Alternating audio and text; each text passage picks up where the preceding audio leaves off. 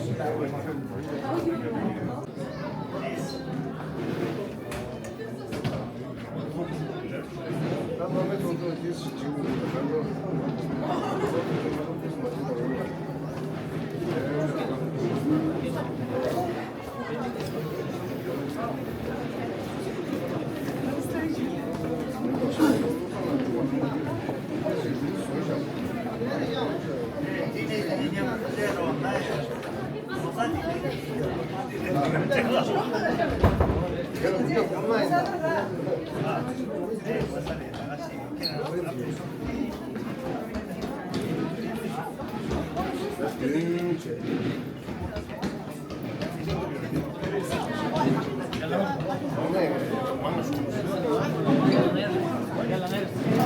No, porque é lanço, é lanço.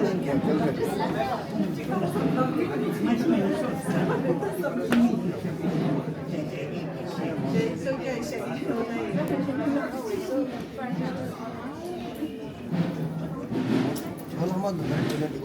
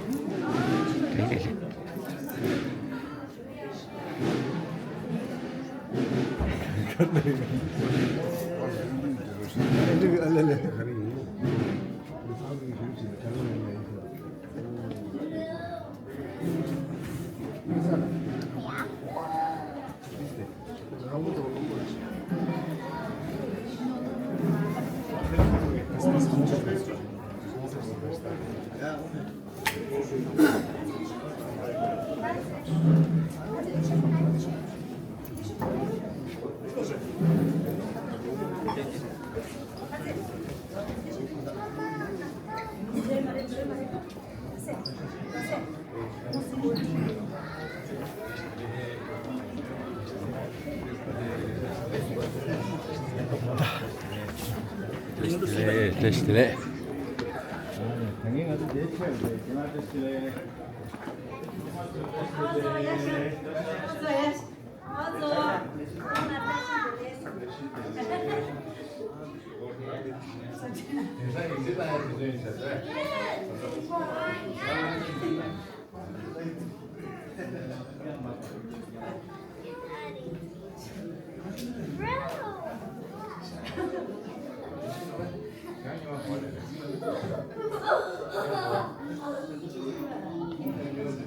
My feet hurt.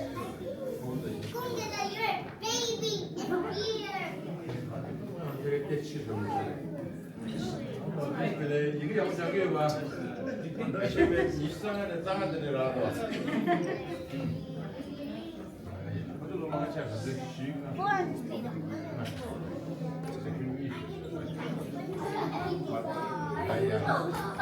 그렇지. 좋아.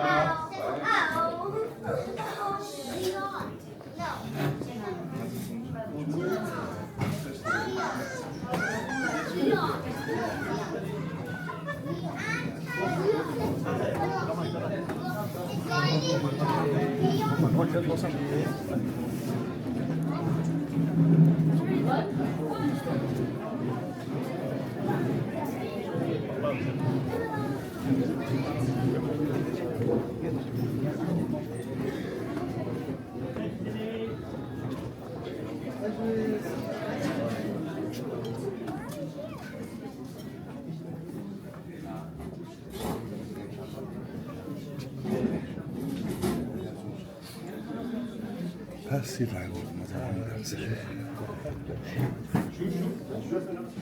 아니,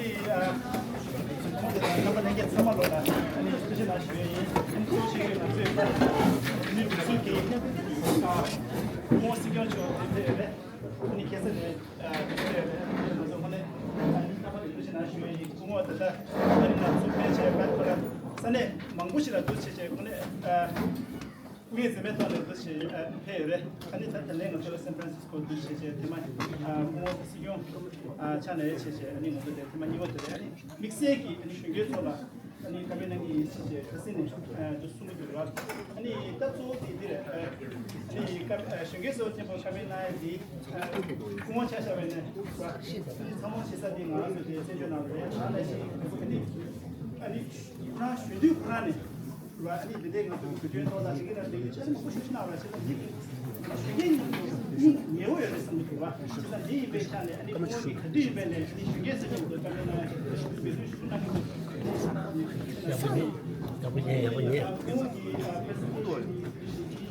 공기 두수의 값을 딱 또 치슈디 하수 나서 내려와 보다 줘야 아니 나서 왜내들 같이 있어 봐요 아니 공기 중에 많이 되게 나서 근데 이내 대파라나 이진하고 레슨을 해주시 제가 넘버 쓰면은 야 지금 되게 요번에 이제 너도 지금 진행이 되듯이 아니 이제 시간만 해서 공원서 아니 이제 나시면 이제 나시면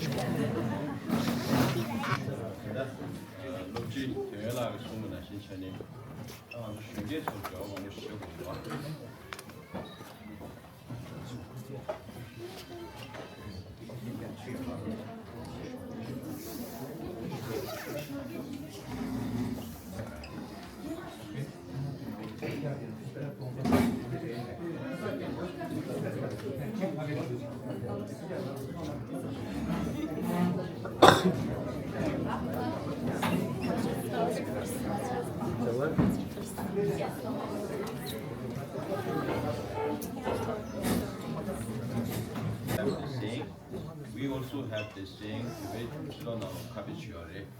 hope for the best.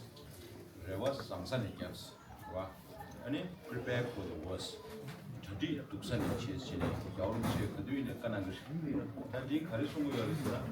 Hope for the best, meaning that we might reach a resolution on the Sino-Tibet conflict as soon as possible. So in which case we can go back to Tibet, right? Like also, American message had the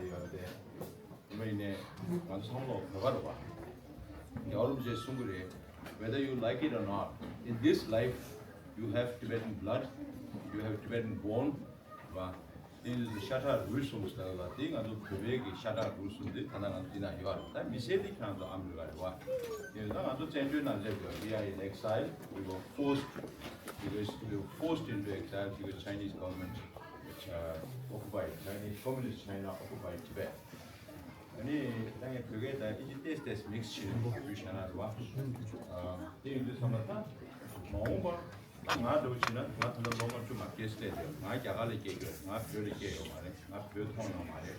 that's why to fulfill my emotional needs, I go on the Indian border with Tibet and see Tibet from the Indian side. Of course, I cannot step on Tibetan soil, but that is to fulfill my emotional needs.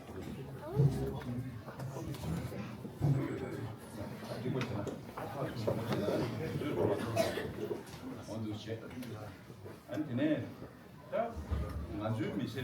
during our lifetime, if we are able to achieve that, that's the best. If during our lifetime there is no resolution to the Sino-Tibet conflict, then the responsibility lies on you, because you will have to take the responsibility. No one else will take the responsibility for us. That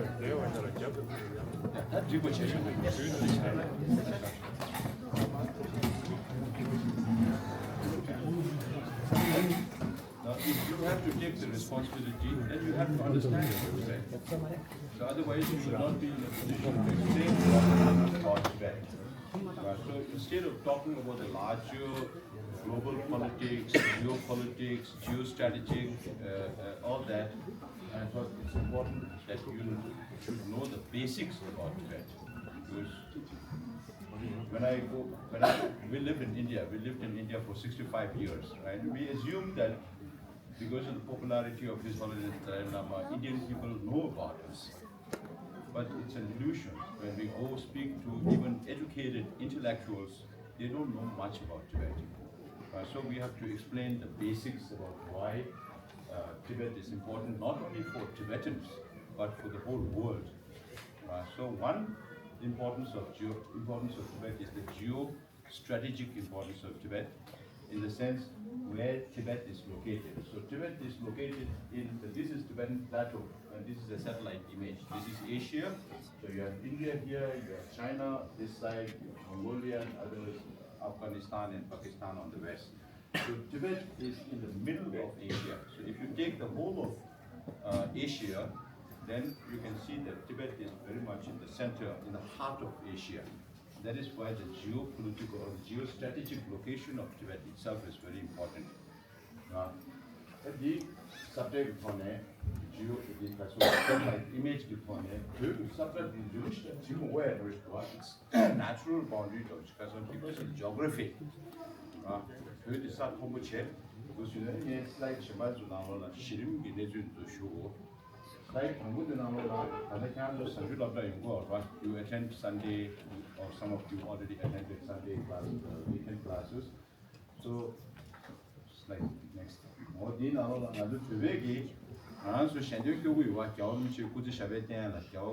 the long life of the 14th Dalai Lama, we have this prayer.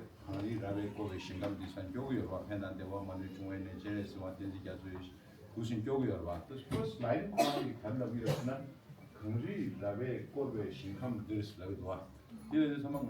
that is how we Tibetans define our own land. Right? In English, it's roughly the heavenly abode, the land surrounded by snow mountain ranges. So now, it's not enough to say how it is surrounded by snow mountain ranges. Afghanistan nation, Java nation, Himalayas. So Himalayas, highest mountains are located there, and it's one of the longest mountain ranges. And in the west, you will find the Karakoram range. In the north, you will find the Kunlun range, and in the east, you will find a series of mountain ranges. That is how Tibet is surrounded by snow mountain ranges. Is the Hari Rave Formation comes to the Kachini Laguyorelana, and it wall Homola, Himalaya Yore, Lukmola, Karakoram Yore, Changola, Kunlun Yore, and Sharmola, Lukabu Yore, all those in the Higaina, and Mishamanzo, oh, heard the Sadachambu, Wasa Tobo, and a Keshamburisha, the Echura. That did it, Hadugi, Mardi Shaken and Toina.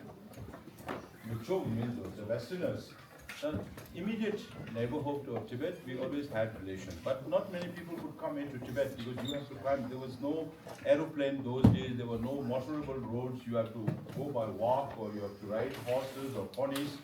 But it's not possible on the Himalayas. So physically, it's very difficult to come into Tibet for other people, for non-Tibetans to come into Tibet. And for Tibetans also to go out of Tibet, again you have to climb that many mountains and down valleys. So Tibet remained isolated for a very long time. Now Westerners, the Europeans, the first group of Westerners who crossed over Tibet while coming from China back to Europe was sometime in the late 16th century. Then the first Westerner to cross over the Himalayas and started a Christian church in Tibet. Nepal is here, so they crossed over from Delhi to Agra to Darchula, they built the first Christian church. Now why that happened? Because Christianity was spreading. They sent Christian missionaries all around the world to spread Christianity. And they considered Tibet as the last frontier where Christianity could not penetrate. So there were a lot of excuses. Some say that, oh, Tibet is the holy land. Christian literature and all that. In Christian literature, there is this holy land, and they thought that Tibet is the holy land. One other thing is there were a lot of traders coming into Tibet, into India during the Mughal period, and some say that some Christians got lost in the mountains. So they went looking for those Christians. This group,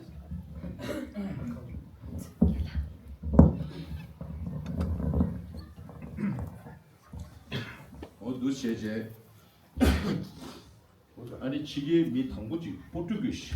One Portuguese person called Antonio de Andrade. He was the first Westerner to come into Tibet and start a church in Tibet. Then there's another group also who started a church in Shigase around the same time, because at that time Bhutan was not even a kingdom. Bhutan became a kingdom around that time in 17th century. So this was the year 1626 when they started the first church in Tibet in 1626. And then later there were quite a number of Westerners who came to Tibet. There were French, there were Italians. There were quite a number of Italians who came to Tibet to spread Christianity. And the first American to come to Tibet was William Woodville Rockhill. You can search his documents. He visited Tibet in 1889. This person was born in Pennsylvania, and then he was young. His mother, to avoid the civil war in the United States, took him to Europe. And then in France, they used to teach Tibetan language in 1842. Can you imagine? France, last year, this year, I was in France, and I went to speak to a university called Inalco University, and they told me that Tibetan used to be taught in France since 1842, in 19th century, mid-19th century. So I read one book by an American missionary who was posted on the Tibet-China border as part of the China mission.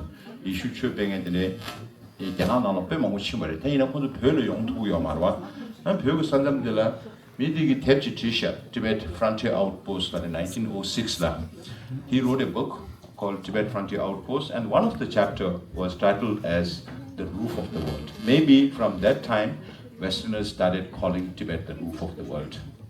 Or maybe there were references to Tibet as roof of the world earlier than that, which I'm not aware of. According to NASA, United America, NASA, the average elevation, altitude, height of Tibet is about 4,880 meters, or equivalent to 16,010 feet above sea level. So when I travel around the world, wherever I go, I check the highest mountain in those countries. Like Japan, I ask them, which is your highest mountain? Which is the highest mountain in Japan? Mount Fuji. Then I ask them, what is the altitude? They say 3,700, 3,800 meters. Then I was telling the same thing in New Zealand also. New Zealand, the highest mountain is Mount Cook. That's also about the same elevation. The highest mountain in Japan, I told them, is like base camp in Tibet. So you start climbing from there. So just to give them an imagination as to how high Tibet is, how high the Tibetan plateau is. And according to NASA, of course, there are several plateaus in this world, but Tibet is the highest plateau in the world. Then it's home to Mount Everest, which is about 8,848 meters, or 29,029 feet.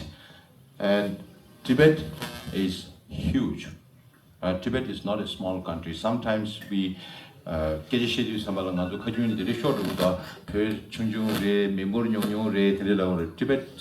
by size is not a small country. So comparatively, Tibet is about 18 times the size of Japan, 10 times the size of UK. Europe, Austria, it's about 30 times the size of Austria. And one time a journalist asked me, which is bigger, Bhutan or Tibet? You need 100 Bhutan to make one Tibet. So it's that big. And that is also the reason why Tibet is important geostrategically. And then, according to scientists, they say this Tibetan plateau, this is the Indian plate and this is the Eurasian plate. So the Indian plate was called the Gondwanas, and it was a separate land. Now over 50 million years ago, Then this tectonic shift happened, and the Gondwana plate went underneath the Asian plate, and these mountains came up about 50 million years ago, right? Even now, scientists, according to Geological Survey of America, they say that it continues to grow by about 10 millimeter every year. So 10 millimeter is about noodle thick. So which means to say that the tectonic shifts are still happening and it's still growing. And all these areas are prone to earthquake, right? It's all seismic zone, right? And then human habitation on this plateau, as of the findings today, dates back to more than 30,000 years. So in future, if there are new findings, it may still go back more than 30,000 years, but as of today, they say the human habitation, according to a scientific journal, dates back to about 30,000 years.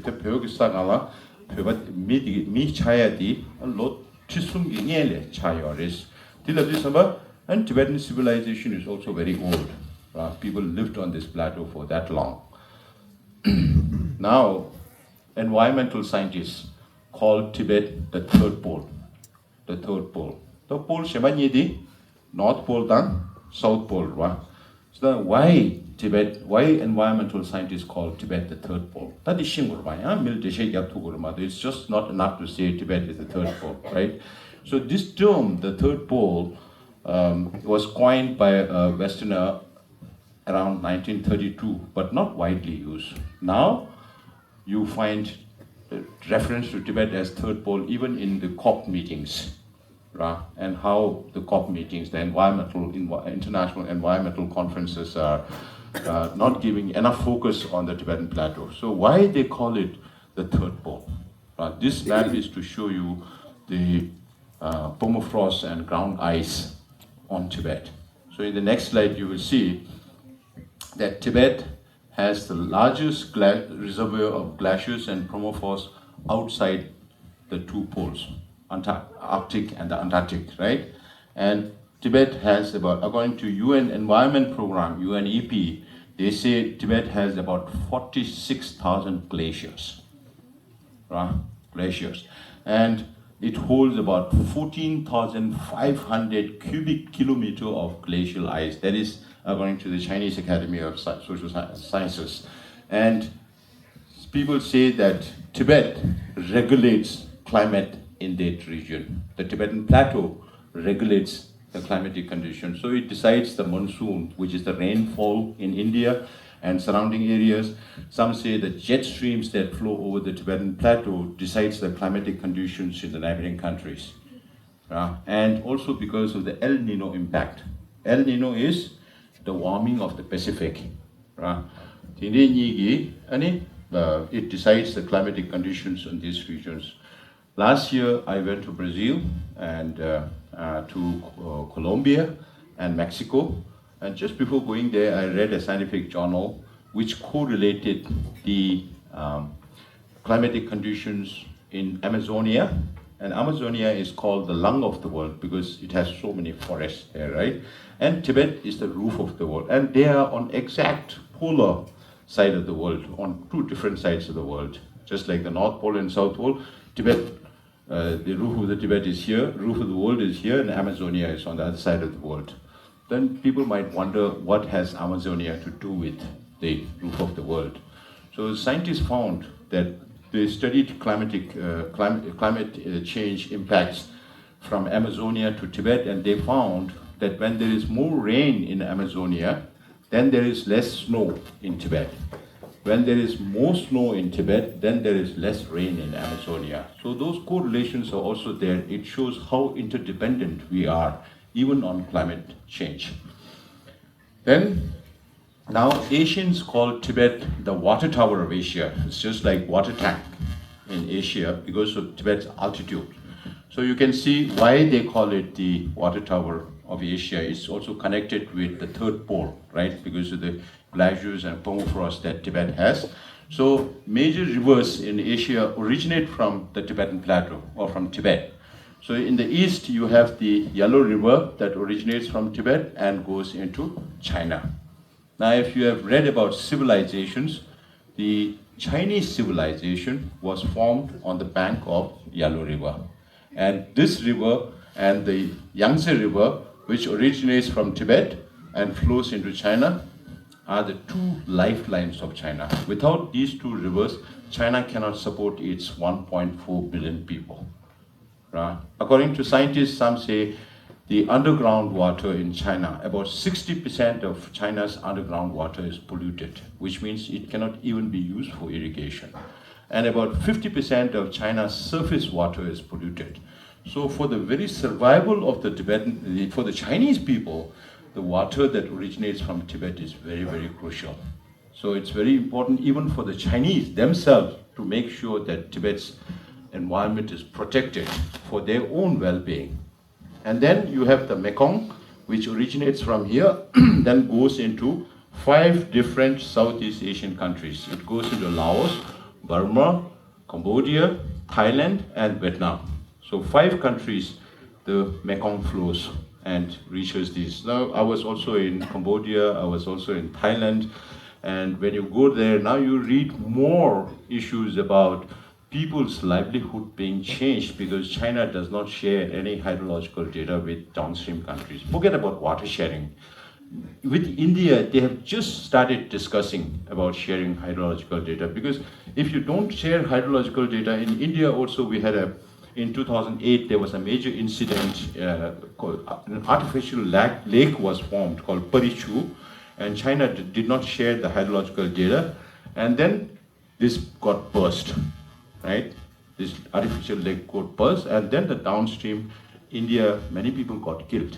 So if you don't share hydrological data, this also has serious consequences. Then there are 2 other rivers that goes into Burma, the Salween and the Irrawaddy, 2 rivers.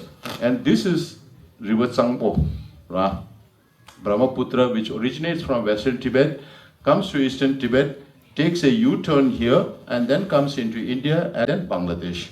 Now at this place called Penpa in Tibet, Metok, they are building a mega dam.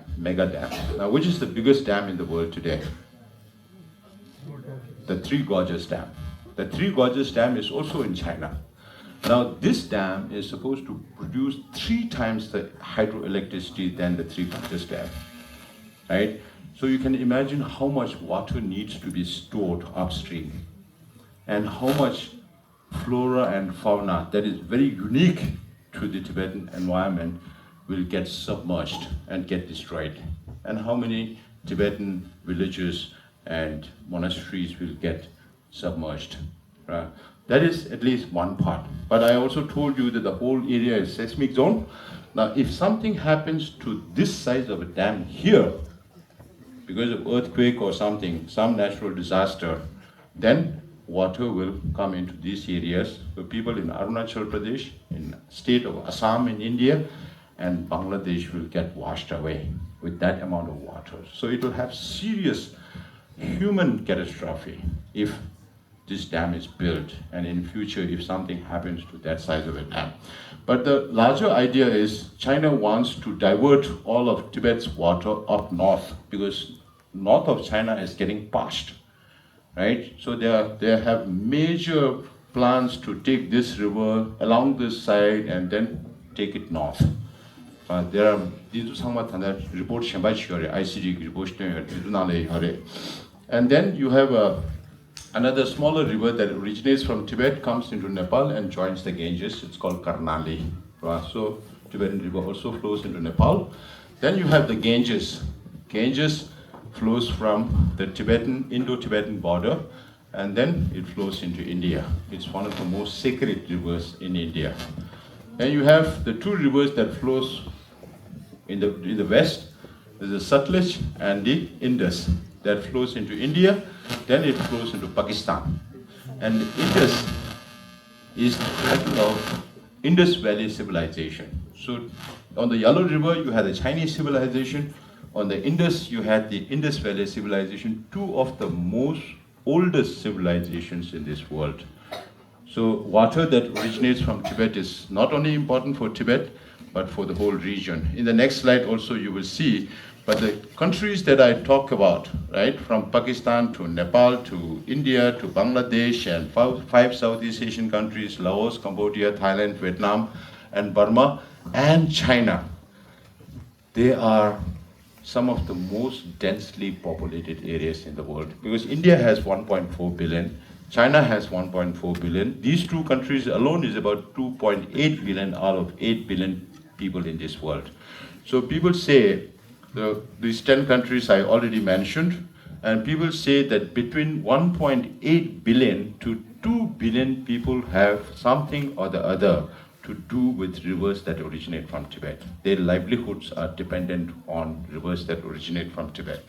And we are talking about, since the population is very high, we are talking about these. You will study later, if you spend a little more time in studying all this, you will find that this will become major issues for global food security and water security issues. So these will become major issues. When you grow up, you will hear more and more about food security and water security. And some say that a third world war could happen because of water. So if that is the case, then Tibet is a huge bio hotspot. It's going to be very, very important. And then I talked about the rainmaker. The Tibetan plateau influences the timing and the intensity of monsoons. It decides which are going to be the hotspots in India. Then the depression sets in, and then the rainfall. So now rainfall in the Indian continent is going to increase because of the precipitation over the Tibetan plateau.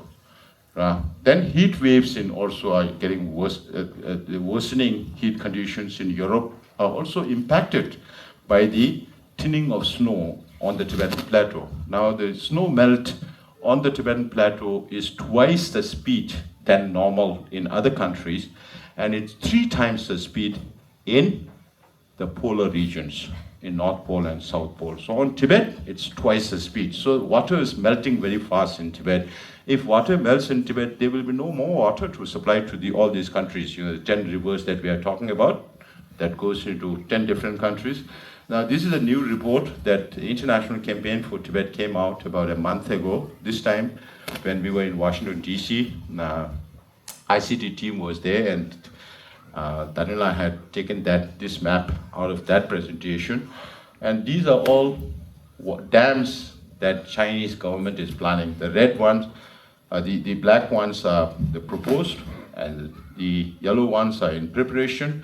The red ones are under construction, and the maroon ones are operating. It's all done, and these are operating. So we are talking about, so every river in Tibet, these are not marked, but they are smaller streams up there, right?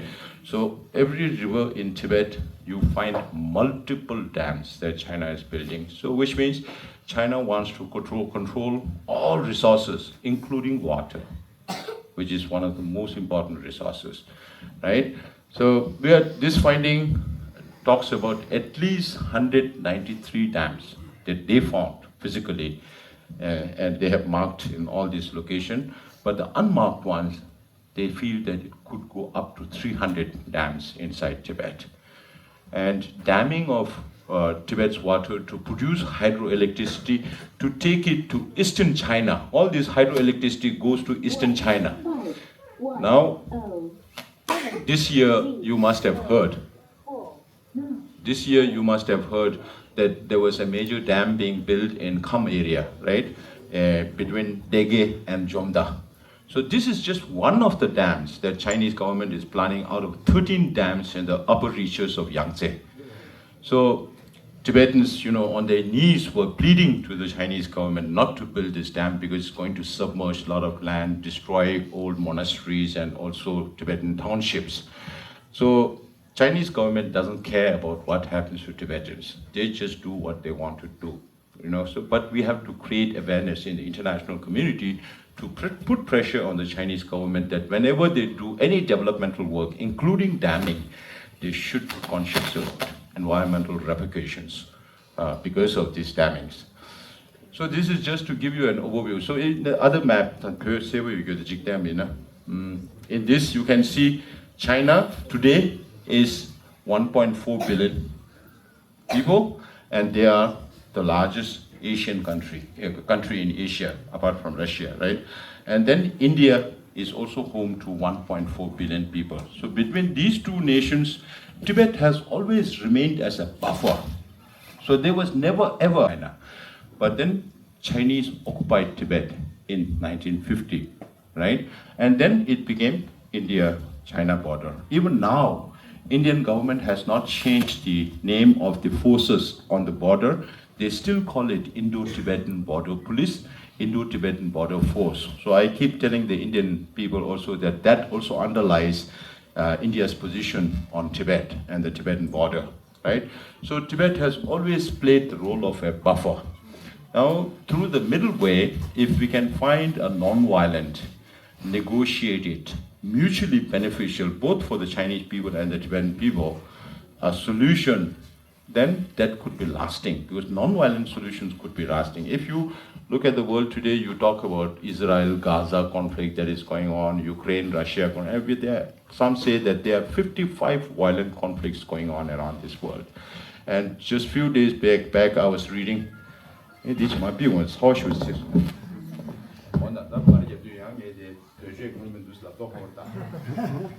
But it's too hot, I'm sweating.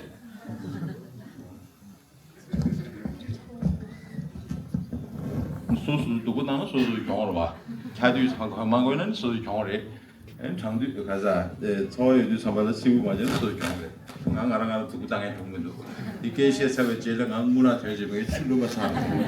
그 사람은 고도나 지금 다른 사이니까. 인주 선발라. So geostrategically, and then if you have to understand the geostrategy of that region, then you have to understand China-Pakistan relation, China-Nepal relation, China-Bhutan relation, China-Burma relation, China-India relation.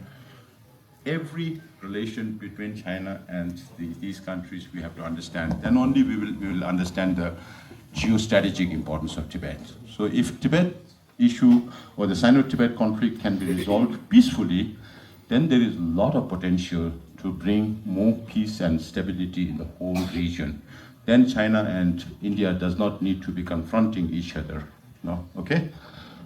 The second one is the importance of the environmental importance of Tibet, which I already deliberated, right? The third importance of Tibet, not only to the Tibetans, but also globally, is the Tibetan Buddhist culture.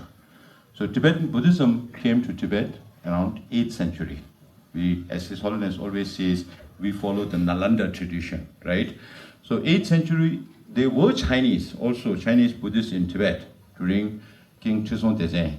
Of course, in 7th century, the Tibetan script was invented. There must have been a spoken language, but the script, Tibetan script, comes from India, based on Devanagari script. I say this because today, Chinese government, or some people ask us, since Tibet is occupied by China, or does Tibetan language have anything to do with Chinese? You have to, if you know that, you can categorically say that Tibetan language has nothing to do with Chinese language, but it comes from Devanagari script in 7th century during King Songtse time. You must have studied in your Sunday classes, right? Then the same king had several wives, Tibetan wives, and then he had a Chinese consort and a Nepalese consort. So Chinese government claimed its sovereignty over Tibet because the Tibetan emperor had a Chinese wife. So if that is the case, if that is the logic, the same emperor had a Nepalese wife. Okay, so Nepal can also claim sovereignty over Tibet, which Nepal is not doing. But Chinese reasoning is getting hollow because there's not enough reason. Gumzen Tangamidwa, Kunzo Teshe Kanzu Jabaine, and Pug Yabuchi, Gamiki Tsumuchi, Kunzu Dogachini, Tegi Omarwa, Pug Yabu, the top Chobo Sonza, because the Tibetan emperor was very powerful that they had to give their princess as consort to the Tibetan emperor. Then they both of these princes brought one Buddha statue to Tibet. And teaching it Tananga to Chogala, Pearl Hasalia, Chogana Lolia, Dumbadua, the Sangadi, Yama, and Kesatan, Pesa, Venjing Kongjutan, Brikudu Devi. These two are supposed to have brought, but Buddhism formally was not introduced in Tibet because the Tibetan language just came into being. And His Holiness even now says the Tibetan emperors were very smart. They got the language from India, and There were Chinese, then there were Indian masters in Tibet in 8th century, Shantarakshita and his disciple Kamalashila. Kamalashila and the Chinese Hoshang had a debate in front of the Tibetan emperor. And then the Indian master won, and we decided to adopt Indian Buddhism. I say this because, again, China today claims that Tibetan Buddhism went from China. Of course, Buddhism went from India to China several centuries before it came to Tibet. But the precepts of Buddhism that we practice today, the Nalanda tradition, did not come from China. The Chinese Hoshang was defeated, and then the Tibetan emperor decided that we will follow Tibetan Buddhism. So we transliterated almost every available Sanskrit and Pali Buddhist text into Tibetan from 8th century to 13th century. So today we are a repository of one part of ancient Indian wisdom, and we are very proud of that, right? No other languages in this world, no other Buddhist countries have the same amount of or same volume of Buddhist texts being translated into their languages. In countries like Thailand, Burma, Laos, all this, they didn't translate into their language. They kept the same Pali tradition, right? But Tibetans translated everything. So that is why His Holiness says that if you have to study Tibetan Buddhism, then Tibetan language is the best language to understand the precepts of Buddhism. This also talks about now, Buddhism is based on non-violence, on peace, compassion, right? So when there are so many violent conflicts in this world, the message of the Buddha, which is encapsulated in the form of messages through His Holiness the Dalai Lama to the world, is very, very important and very, very relevant. Because if you look at Israel-Gaza, Ukraine-Russia conflict that is going on, you don't know whether you are resolving one conflict now or are you creating more problems for future. People as young as you see people being killed, bombed, every single day if you watch news. Then what kind of impact it will leave on the emotions of these people? What kind of imprints it will leave on the emotions of these people? When they grow up, they may like to take vengeance. So the world becomes more and more violent. So the message of non-violence and peace and the compassion to resolve all kind of conflicts is very, very important.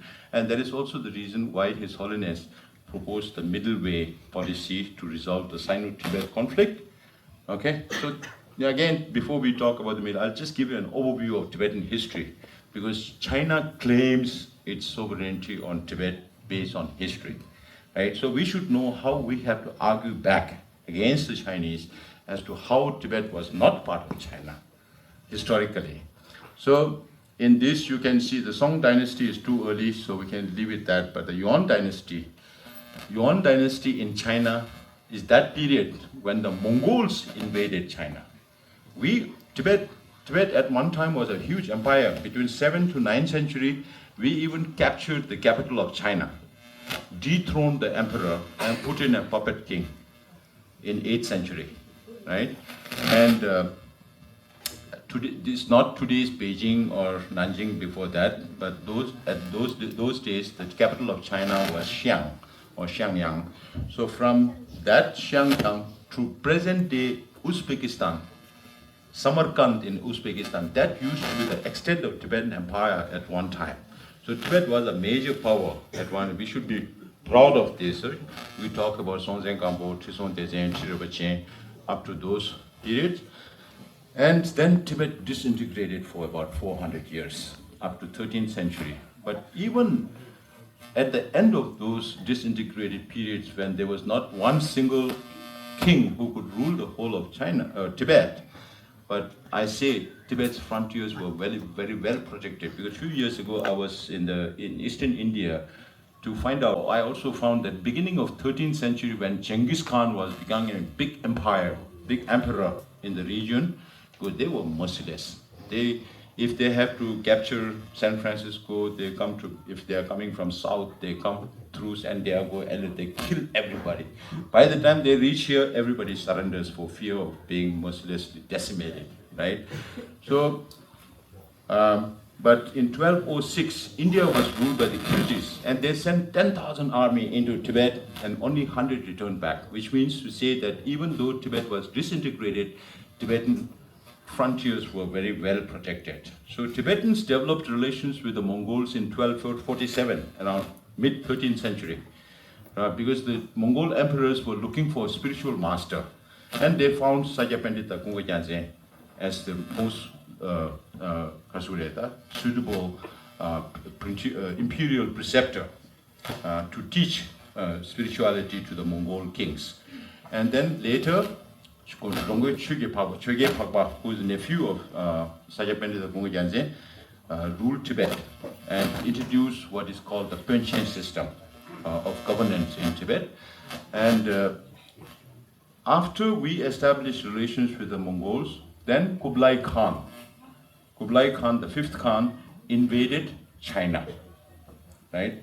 When the Mongols ruled China, and that period of 1271 to 1368, when the Mongols, Kublai and his successors ruled China, that period is called Yuan dynasty in Chinese history.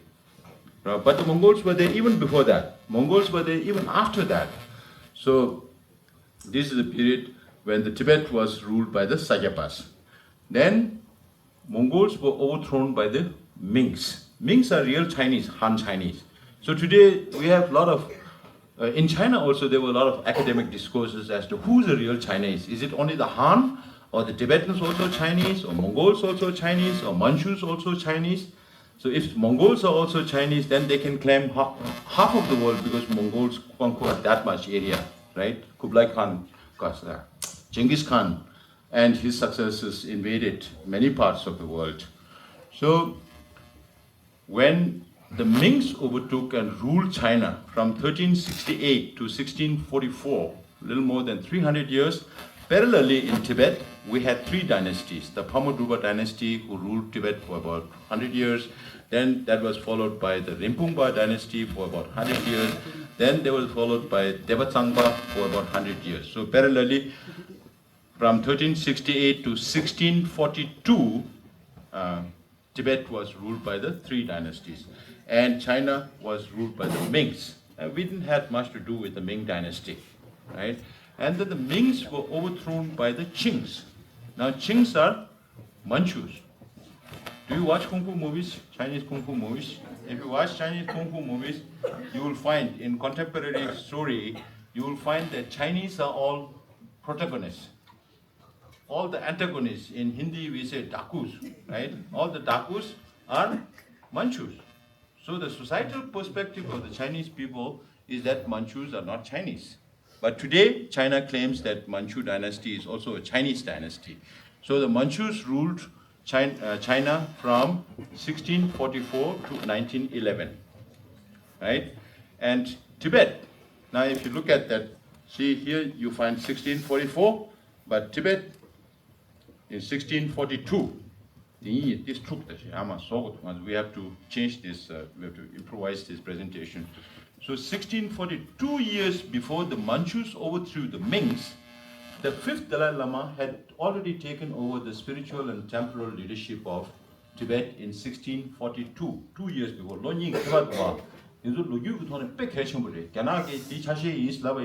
Then why it was not the same period?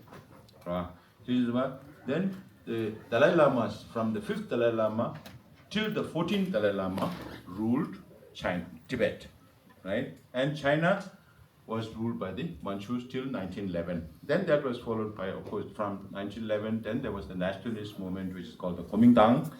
And then you have the Kuomintang, which is the Communist Party since 1949 in China. Okay? And then 1950, they sent army into Tibet and captured Chamdo. That used to be our border on the eastern side in Kham.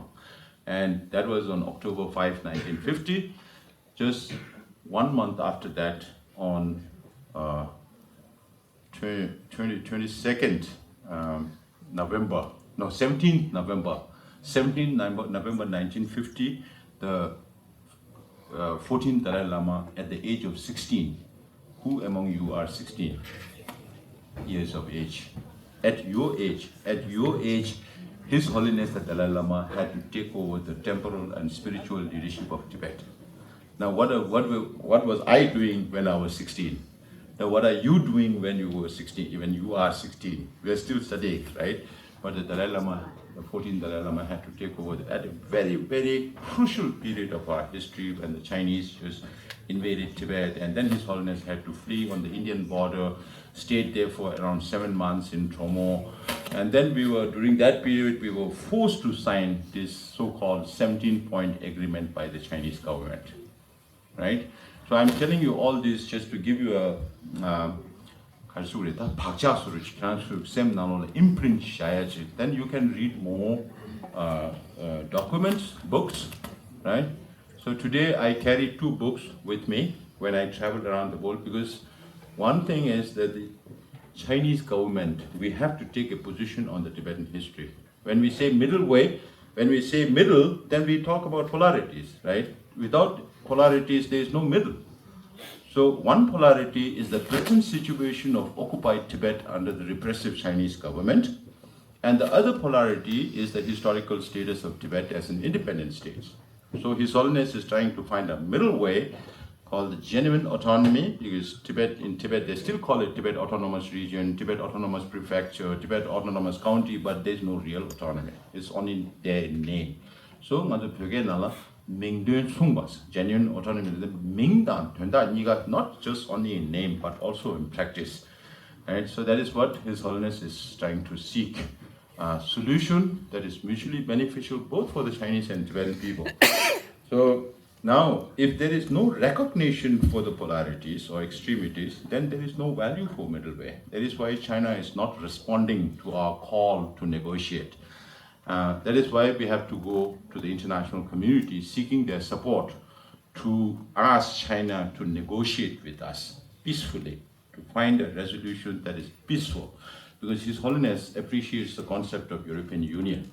If His Holiness even now says that if it had not been for the European Union, Europeans would still be fighting with each other. You must have heard history of Europe where England and France fought for about 400 years. Now, after the formation of European Union, Europeans live in peace with each other, but of course now they are facing aggression from Russia. So this book, I would highly recommend you read this. I told the elders also in this building last night, I was telling them that many Tibetans don't focus on Tibetan history. Right? Okay, first message is to the Chinese government that they cannot change history because history is in the past. So they put condition on His Holiness the Dalai Lama saying that His Holiness should say that Tibet has been part of China since ancient times. Now His Holiness says, I am a Buddhist monk, I cannot lie. Right? His Holiness cannot lie. And His Holiness is very smart in giving right answers. So he says, I am not a historian. Let us leave history to historians. What I'm trying to seek through the middle way is mutually beneficial, both for the Chinese people and the Indian people. And whether we like it or not, we are neighbor of China and India since time immemorial, right? So you heard about an Indian monkey god called Hanuman? Yeah? Okay. So those who have not heard, there is this Indian mythological god called Hanuman who is supposed to have the power to lift mountains, right? So we don't have a Hanuman to lift Tibet out of that place and put it somewhere in the Atlantic or Pacific near you, right? So whenever we get to go back to Tibet, we have to live in Tibet. And we have to live with Chinese as neighbors. We have to live with Nepalese and Bhutanese and Indians also as neighbors. So if you have to live as neighbors, why don't we live in peace with each other? That is the whole message of His Holiness the Dalai Lama. So to gain traction, to gain value, and to gain leverage for the middle way, then we ask governments to recognize the historical status of Tibet. Otherwise, middle way has no value. So for that, now I carried this one book.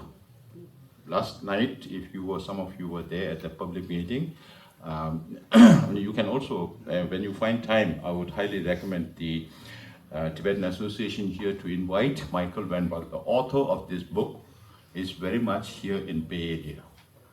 Michael Van Walt Van Praag. So he was a Dutch person, And at the age of 17, way back in the 70s, he met His Holiness the Dalai Lama for the first time. And His Holiness the Dalai Lama visited Europe for the first time in 1973. And His Holiness visited United States for the first time in 1979. So Michael studied international law, right? And he had written a lot of documents on Tibet, including the legal status of Tibet, political status of Tibet, and all that in the past. Now he came out with this book about four years ago. And he looked at the history of Tibet from the international legal perspective. And he proves the reason why I mention all these names, it won't make sense if I don't mention this overview of history. He proves that whether it's Tibet, Yuans are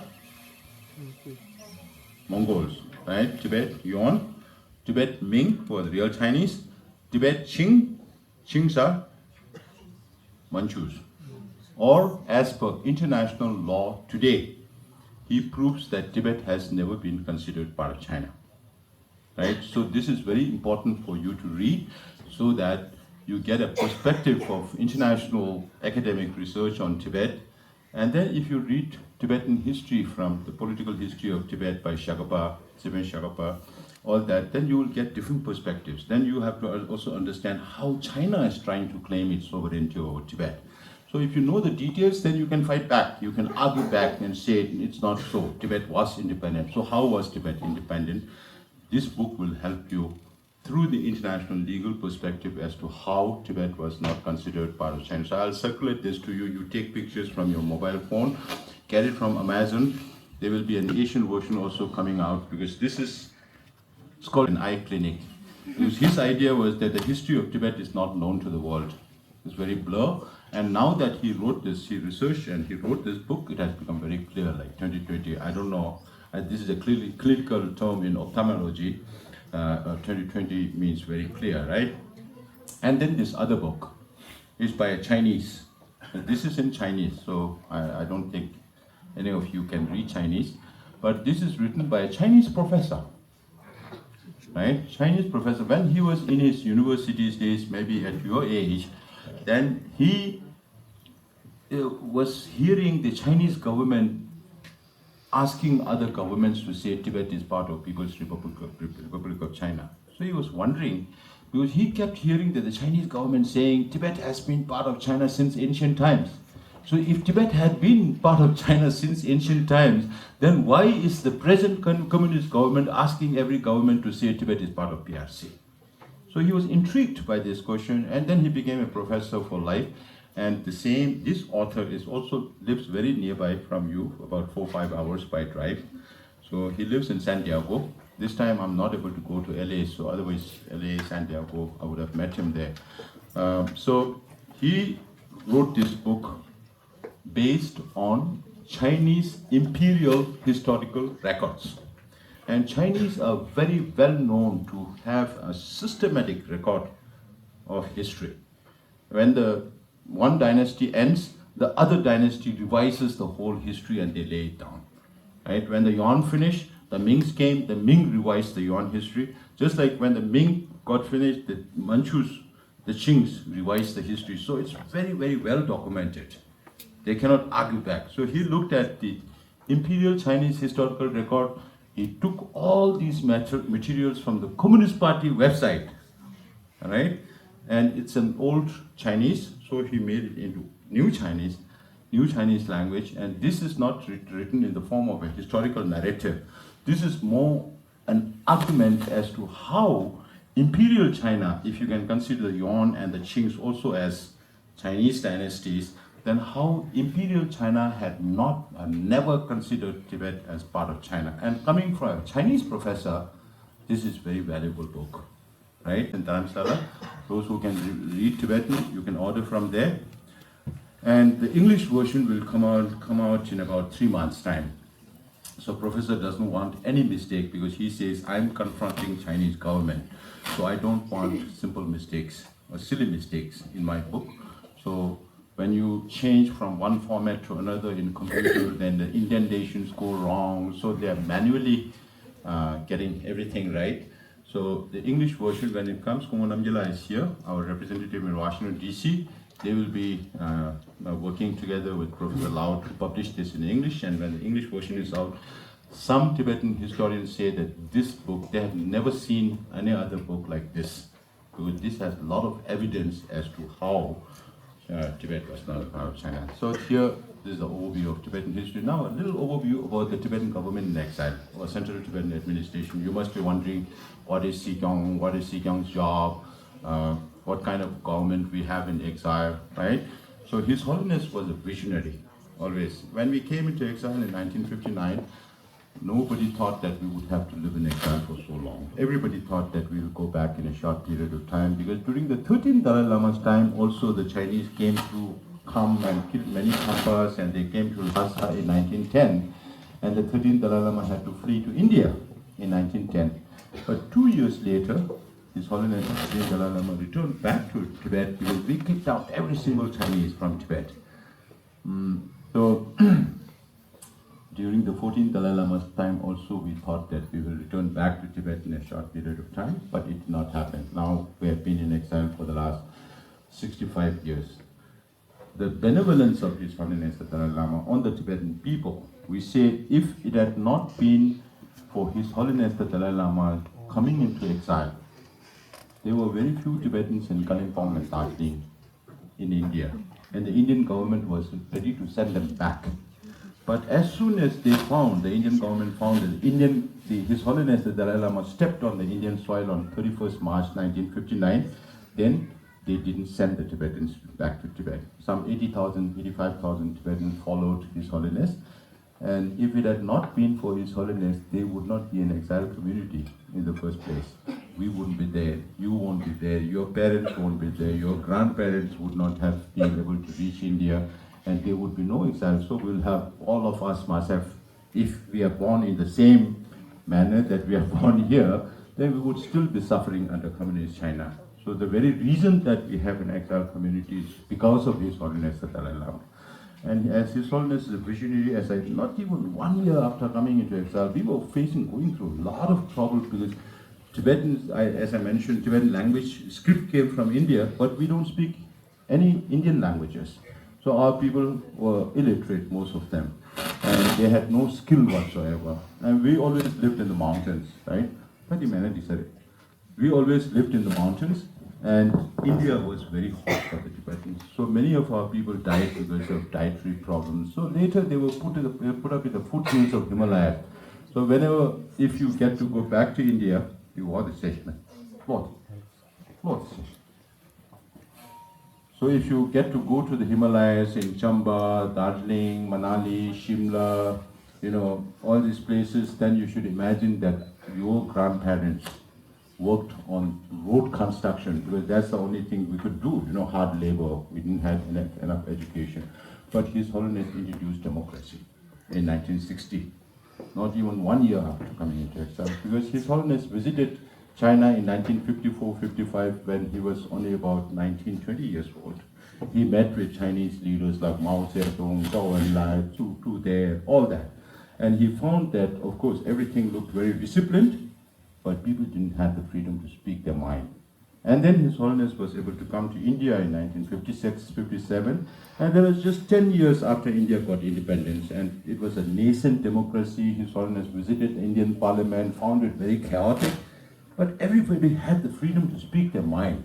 So His Holiness appreciated democracy and introduced democracy to the exiled community. And in other countries, you find that to gain democracy, you have to sacrifice your life, and you have to spend a lot of blood and sweat over the years, right?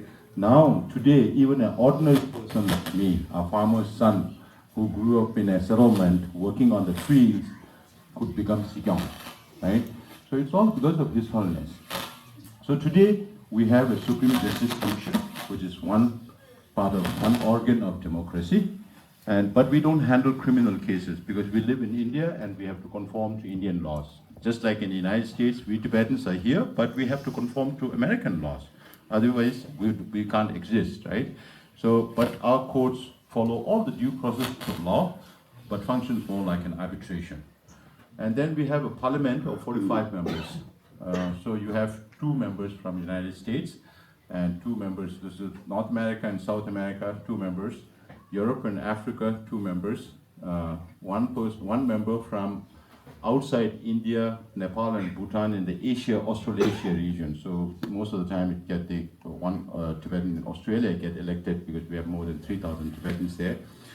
And then this parliament functions like the legislative. They frame laws for the Tibetan diaspora. So we have laws that govern us in exile. Then you have the executive. Executive meaning the Sikyong is the head, right? The elected by Tibetans all over the world. And Sikyong is the executive head. And then under the Sikyong, Sikyong can nominate up to 7 ministers because we have 7 departments, right? So one department is religion and culture. We have about 292 monasteries and nunneries registered under the religion and culture department. But we don't interfere in the running of monasteries because the monasteries have centuries-old institutionalized management and academic courses. So we don't interfere in that, but we do help in other matters. Then we have a department of security. Security of His Holiness the Dalai Lama is handled by the Indian government. But when there are more, when His Holiness gives teachings to hundreds of thousands of people, then we send our additional security. So some of these people here are also from the security department. Some who are sitting here, they were personal security to His Holiness before coming to the United States. They have a team here, all these people who is helping, who's working with me. That they are the senior ones. They have been there for very long, serving His Holiness. So we have the security department, right? Then we have a department for home that looks after the rehabilitation of Tibetans because we are located in 39 different locations in India, in 10 different states and 2 union territories. And your parents and grandparents, most of them come from different settlements as part of that, the immigration program that the United States approved in 1990, right? And then we have a department for education. We run about 61 schools for about 15,000 students. Out of that, about 9,000 are Tibetans, and the rest are Himalayan and local Indian students. So we are exiled community, but we provide education to children from independent countries, from Himalayas, Nepal, Bhutan, and all that. In the monasteries also, out of the 40,000 monks, almost close to 40,000 monks and nuns, 29% are Tibetan, 69% are from the Indian Himalayas, Bhutan and Nepal, and 2% Mongols and non-Tibetan, non-Himalayan. Right? And then we have a department for health. We have both allopathy in every concerned to the Tibetan community. We have allopathic hospital, and we have a traditional Tibetan medicine. Right? And we have a department for finance. Chidi, I'll come last. Finance, now people wonder how we get our money to run our government in exile.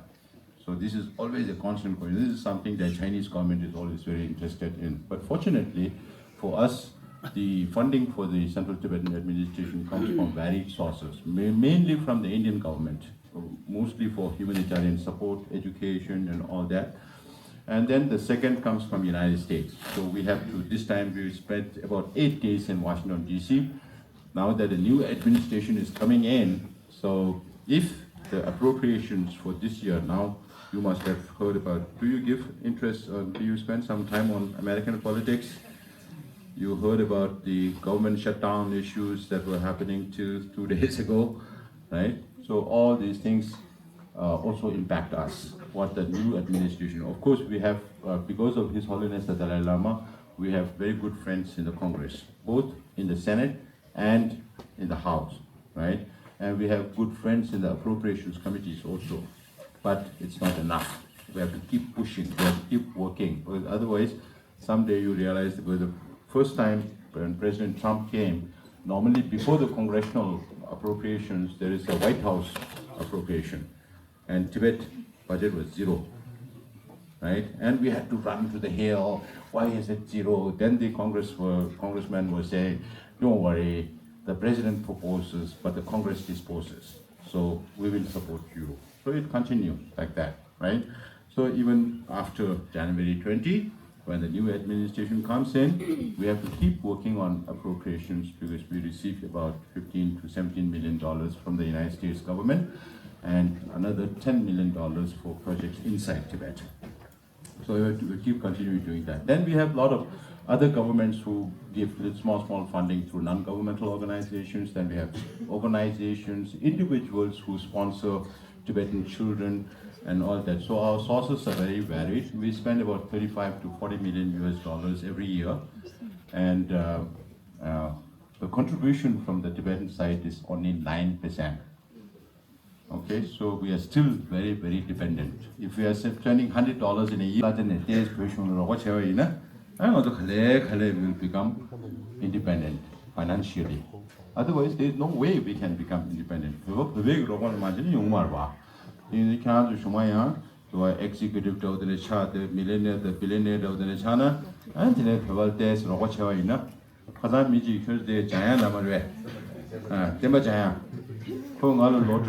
ticket New York lottery. Boom to get to the city could dash in a $1 billion charter. And Kurang thing Madula Rana, Altebrada, Madula Rana, and the Lawson Rora Meneti or anything that wasn't down or the Lechene. So even now we are dependent. Then there is the last department is called the Department of Information and International Relations, how we try to reach out to the world. Because we have very limited human resources, we have very limited financial resources, right? So we have one office in Tokyo for East Asia and some parts of Southeast Asia. We have one office in Taipei, only for Taiwan. We have one office in Canberra for New Zealand, Australia, and some parts of Southeast Asia. We have one office in New Delhi, from Thailand to Middle East, but we are not able to go beyond India. Then we have one office in Kathmandu, only for Nepal. We have one office in Moscow. Right now, there is only one staff there because our representative cannot go back. He said something about the Ukraine war, and Putin sanctioned him, so he cannot go back. But we still keep that office, so we're waiting for this Ukraine-Russia war to get over and then take some decision after that. Then we have 3 offices in Europe, one in London, from Iceland to the whole of UK to the whole of Scandinavia. How many countries in Scandinavia? 4, right? 1.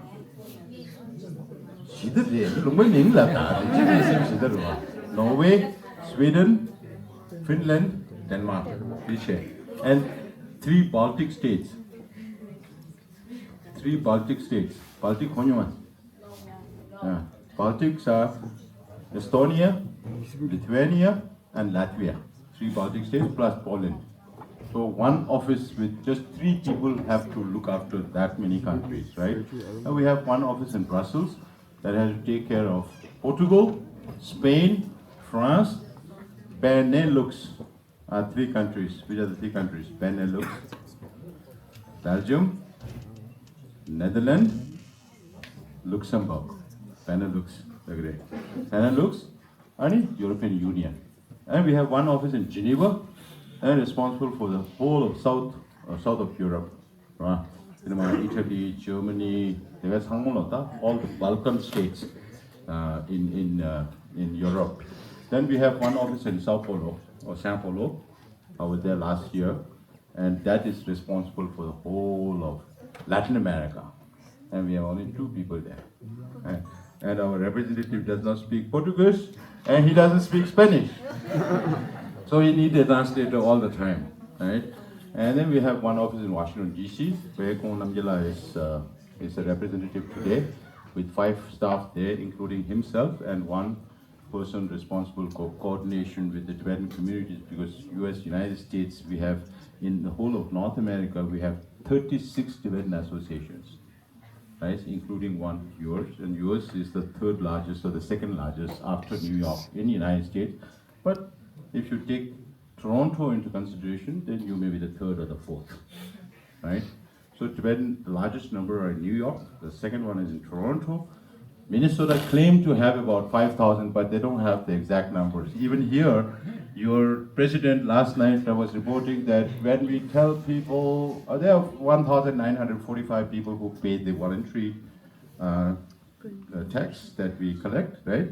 And then he tells others that we have between 3,000 to 5,000. So 3,000 to 5,000, that's a lot of difference, or 60%, 70% more. So we don't have an exact number. So yesterday also we were discussing, I was imploring them to get a demographic number. It's very important, you know, when we have to reach out to the state government, so we have to reach out to institutions for support, for the school or for any other projects that the Tibetan community here in Northern California wants to do, then we have to give them numbers. If we don't have numbers, then if you say 5,000, you will be lying, right? And as a Buddhist, you cannot lie. Right? So for this project, I think you all can play a very important role. If we can segregate into blocks here in Bay Area where Tibetans live, and then if you get some elders and then you can go and ask them the numbers, then we get a number, exact number as to how many Tibetans are here in Bay Area. Right? And you can help the community leaders to do that, and you will also gain some insight about the Tibetan community here in Northern California. So that is how we try to reach out, and we have an election commission. We conduct election in one day all over the world for the position of Sikyong and for the position of members of parliament. So the whole world wonders how we conduct this, because nobody has that kind of a scale, you know, from some 37 different countries, from Japan, New Zealand, Australia, and all those countries to the United States, Europe and United States. So we conduct election in one day all over the world, which is exemplary for many other communities. They can't even imagine that we can do that. So last time I was in Switzerland, and the Zurich Council President, Mr. Mayok there, I told him, now that I've become president, you should advise me. And he was saying, I'm in no position to advise you because I rule only Zurich and your territory is all over the world, right? And then we have our Public Service Commission. We have about 600 civil servants. Many former civil servants are here, around here, including your principal. Okay, he was also working for the Central Tibetan Administration, and I could see a lot of them around here. So we have about 600 civil servants at the central level, and then about 400 working under the Department of Health and Home to gather to different services that we deliver to the people, right? And then we also have Auditor General's Office. So we are very proud to tell our donors that we have zero corruption. Right? But I also said not enough money for corruption also. Right? But we are very proud that we use under that for delivery of services to be done on time and in good quality. Okay, so this is the overview of our history, of our geostrategic location, about our government in exile or Central Tibetan Administration, and I think this will provide you good insight to explain to other people as to how we are political refugees, how we have organized ourselves in exile. No other community, exile community, has this kind of structure. I have visited more than 27 different countries in the last 3 years, and I've never seen any other exile community like this community, right? And it's all because of His Holiness the Dalai Lama. So we should feel this gratitude to His Holiness for His benevolence in empowering the Tibetans to carry on the responsibility that we need to carry. And one of my jobs is to prepare the younger generation. If I fail, or if we fail in our duty to prepare this generation for future leadership, then we would be failing in our duties, right? And you would be failing in your duties if you don't manage to take up the responsibility. Wow.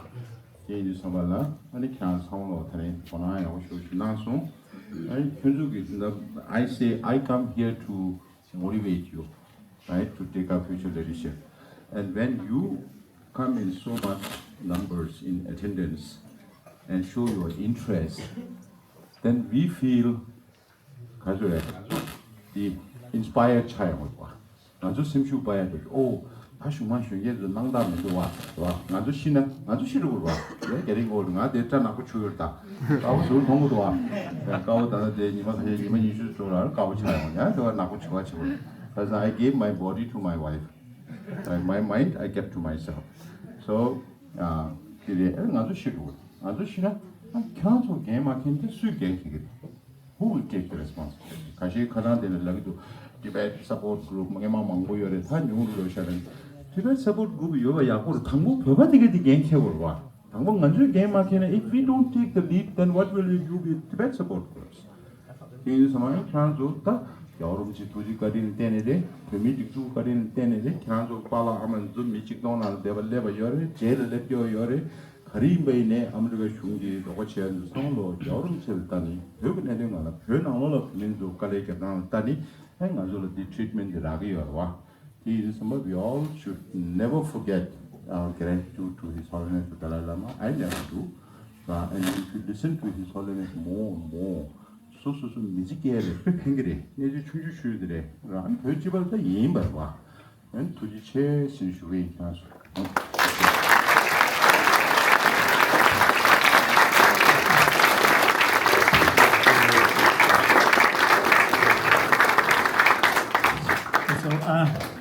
Kumocho Tujena, thank you so much, Kumo Sikyong, for the wonderful and in-depth, so many books to thank, which will open, obviously open to public pretty soon. So with those words, I would like to open the floor for some questions. I know some of you have already prepared some questions. Kusala, Janla, you are. I'll pass the mic around and.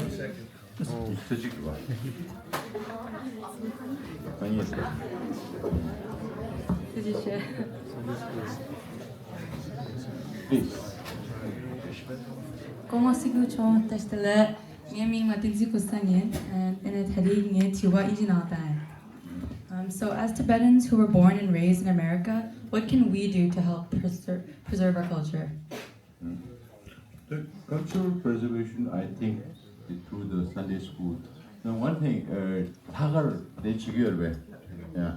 Well, Hagar is a concept that was developed in Tibet. Because since Tibetans inside Tibet are deprived of their rights to preserve their identity, they came up with this innovative idea that every Wednesday we will eat only Tibetan food, we will wear only Tibetan dress, we will speak only Tibetan language, and we will practice Buddhism on this day to preserve our identity, right? So this concept was adopted by the Tibetans in exile, but it became only dance and cultural programs. So not so much about speaking. 화가를 계속 시해하고 하는 사람은 그게 지고 개발하는 계속 강에 되어와. 오늘 저는 화가를 시해 지고 타면 막 기획에 그게 잡고 가래. 이 제외는 어떻게 되게. So one thing I forgot to mention about the Tibetan language, because the script came from India, and Tibetan language, as per one Tibetan scholar who is based in France now, his name is Nicolas, and he can speak Khamba. He can speak Amdoke, he can speak Izangke. No Tibetan can speak all the three languages of dialects of the three provinces, right? But a foreigner, a Frenchman, can speak Amdoke, Khambake, Izangke, and all that. So he is a linguist, and he says that Tibetan language is one among the 15 most oldest languages in this world, with more than 1,000 years of history. So you can see Tibetan script was invented in 7th century. So he says that there are about 76 family of languages in Tibet. This, of course, some Tibetan experts don't agree. They say that we have only one language. But then he also says that there are 305 dialects in Tibet. Right? This is about, and Geshe Melam, I don't know how many of you have heard of Geshe Melam. So next time when Melam comes here, he's a monk who came from Tibet. When he was 7 years old, he used to draw, and he's good in drawing also. And he bought a computer when he was a monk in Sera, and he knew only how to put it on. He never learned computers, and he broke open the computer, built it back. He played with 0 and 1, and he invented a digital Tibetan script called Melam script, which is widely used by Tibetans in exile and also Tibetans inside Tibet. It's a huge competition to digital scripts developed by Tibetans inside Tibet with the Chinese government. So this time, when we were there in Washington D.C., if you have seen, then he had worked on a Tibetan dictionary for 6 years with some 300 scholars, and came out with this Tibetan dictionary of how many volumes? Can you imagine? Can you guess how many volumes of Tibetan dictionary? 20, 30, more, 50? This is like an auction going on here. It's 223 volumes of books, hard copy. And of course it's available in soft copy as well. So you can imagine a Tibetan language dictionary, Tibetan to Tibetan dictionary is 223 volumes. Last year I was in Czech Republic. Kishimalam had already discussed with the Czech government, and he contributed 223 volumes to the Czech National Library. And this year, on 12th of this month, he contributed 223 volumes to the Library of Congress in the United States. So the collection of Tibetan literature in the Library of Congress started way back in 1900. I told you about William Woodville Rockhill. He brought 110 volumes of Dege Kanyu. So Dege Kanyu means Kanyu is the teachings of the Buddha, but it was printed in Dege, in Kham. So he brought 110 copies of that and presented to the library. Today, the Library of Congress in the United States has more than 21,000 titles in Tibetan. So if you want to study Tibetan literature, it's all here in the United States, right? So it's all because of the work of one person called Gene Smith. He was a follower of Deshung Rinpoche, who came to the United States in Seattle in 1960, invited by the Washington University, and he became a consultant there. So you can imagine 223 volumes, it's a record. No other languages has such a dictionary. Now that also is a pointer to the fact as to how important Tibetan language is, right? So the root of or the basis of our identity lies in the language. So that is why today I was very encouraged when Principal Thela and all the teachers took us to all the classes, and even the smaller ones were doing very well. It's like going to a school in India, right? Even though you have only a few hours to study on every Sunday, I think you are doing very well. If our expectation is too much, if we have over expectation, then we land up in disappointment.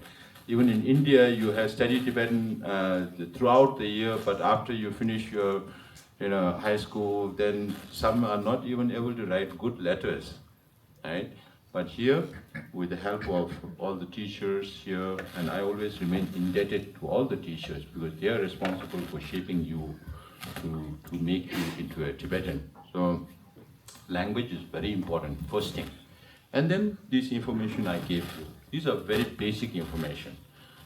I can talk for hours and hours about global politics. I can talk for hours on what is happening inside China. We can talk for hours on what's happening inside Tibet. So based on these issues, then we have to decide how strategically we need to move. Because right now, the global political situation is like a tsunami. It's going up, down, you're talking about bipolar world, you're talking about multipolar world, there are a lot of coalitions happening, and so many things happening. Now we have to see how good swimmer are we. If we are good swimmers, we can survive the tsunami. If we are not good swimmers, then we will. So but it's one extension of Tibetan culture. Right? But to work for Tibet, you have to understand the basics of Tibet. You have to understand, you have to feel proud of being a Tibetan. Because we have a civilization, we have a culture that's based in non-violence. I have not gone through all those literatures that the monks study. Right. Monks spend all their life studying these literatures. I have not studied, but still listening to His Holiness the Dalai Lama, listening to the High Lamas, that gives you a lot of wisdom to handle your day-to-day life also. I call those the nuggets of wisdom, nuggets of Buddhist wisdom. So chunju de legi gomba shedang samdang go thone pe phengi dwa. Like just one example, kamdam yoba. This is the mental inclination, disposition of every single human being. So today in society, when there are differences of opinion, then you tend to not, get overwhelmed by so many different kinds of opinions. But that's natural, And you go around the world, 8 billion people. You will not find a person like him among all these 8 billion people. Exactly similar like him in height, hair, whatever, right? Even twins who are born just few seconds after one another. I have 3 twins. My 6 sisters have 3 twins. So they are born a few seconds after another or 1-2 minutes after another. And they spend all their life together, but still they don't have the same mentality, right? So just like we have difference of 8 billion physical features, there are 8 billion mental features, difference. Right? So everybody is entitled to their opinion because your mind is shaped from your birth, and if you're Buddhist, then it goes back to your previous life also. So at least in this life, where you are born, to whom you are born, to which school you go, to friends that you befriend, and the community that you live in, everything shapes your mind, right? So everybody has different mental disposition. So everybody is entitled to different views also, right? So differences of views and opinions should not surprise you. It's natural. But the challenge is, how do we go together on certain issues? And as a Tibetan, how can we collectively work together?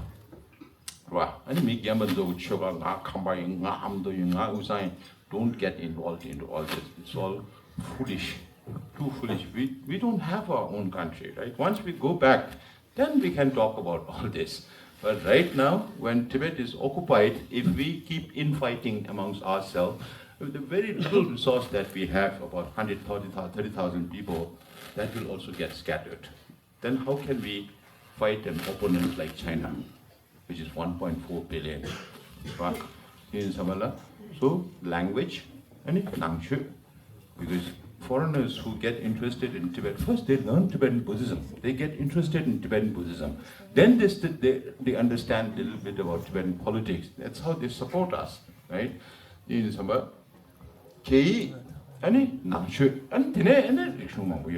Right? That's all you have to understand the situation inside Tibet.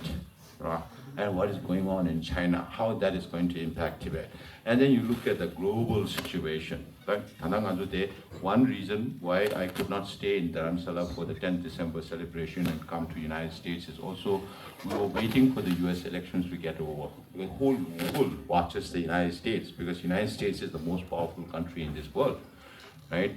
So every country studies their, what could be the changes when a new administration comes in. So even we have to study that, right? So this time we met with a lot of leaders at the Hill.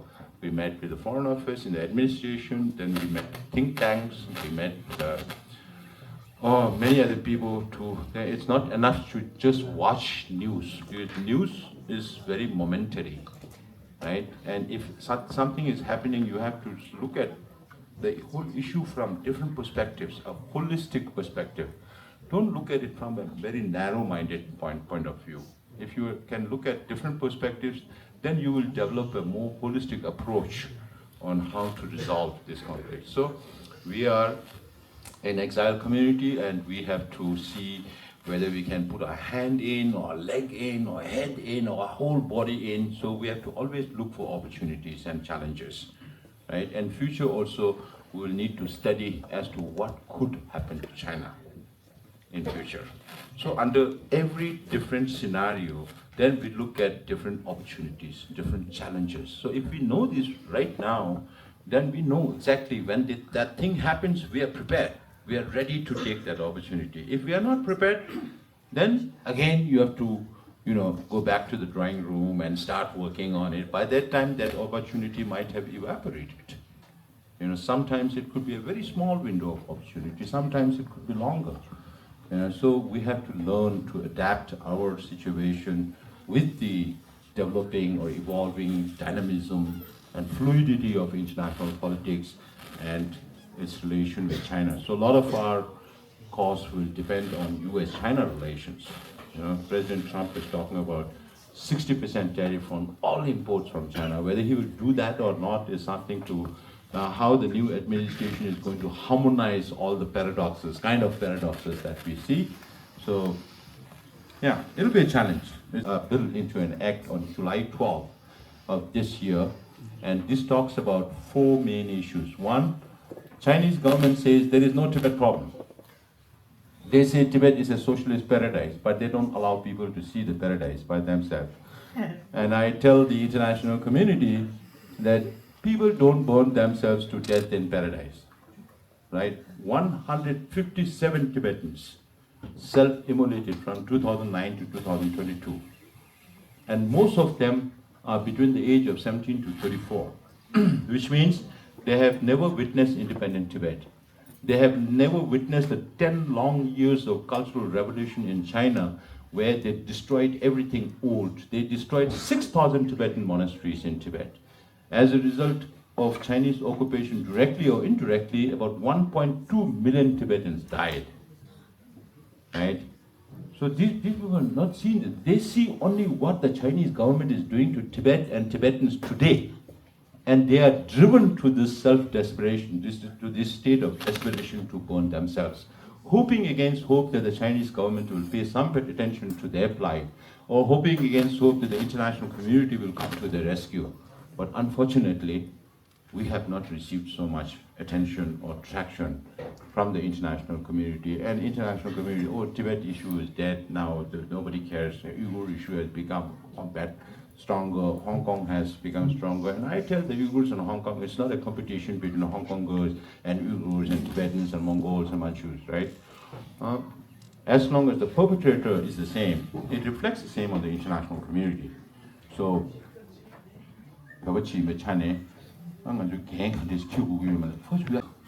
right? That is why my interest in empowering the youth comes from there.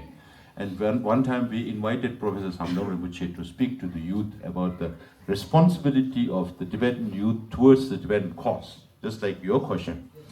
Then Rinpoche spoke for 1 hour. He said nothing about your responsibilities. He explained 2 words. One word, lenge in Tibetan, which is equivalent to responsibility, and the meaning of responsibility in English. Right? So the Tibetan word lenge, when you say it has to come from within you about your responsibility. No one should be telling you what your responsibility is. It has to come from within you. Now if you look at the English word, responsibility originates from response. Response is when somebody tells you to do something, then you respond, right? So the usage of word itself reflects the mentality behind the usage of that word. So Professor Samdang Rinpoche concluded by saying, I am a Tibetan, you are a Tibetan, and nobody told me what my responsibility was. So I'm nobody to tell you what your responsibility is. So you have to think yourself whether you have a responsibility or not to carry forward the Tibetan struggle. Very powerful statement coming from Samdang Rinpoche. So, Kongla, I see that our participants here are bubbling up with a lot of questions. Okay, I'll shorten my responses. We do have about 15 to 20 minutes, so we'll take as many questions as possible. Okay.